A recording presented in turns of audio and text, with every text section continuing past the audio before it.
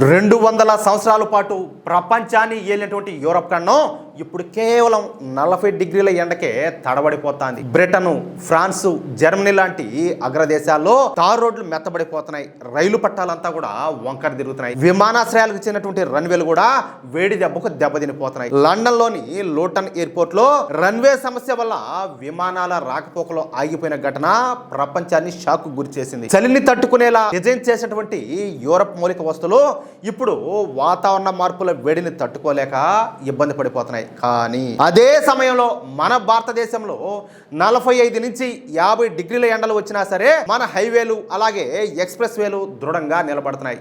ఎందుకంటే మన రోడ్లు అధిక ఉష్ణోగ్రతను దృష్టిలో పెట్టుకొని హార్ట్ బిటమిన్ అలాగే మోడిఫైడ్ బిటమిన్ ప్లాస్టిక్ వ్యర్థాల మిశ్రమం సిమెంట్ కాంక్రీట్ టెక్నాలజీతో నిర్మించబడుతున్నాయి. ఒకప్పుడు మనల్ని పాలించేటువంటి దేశాల రన్వేలు వేడికి దెబ్బతింటా ఉంటే మన నవభారత రహదారులపైన అభివృద్ధి అనేది వేగంగా దూసుకుపోతుంది.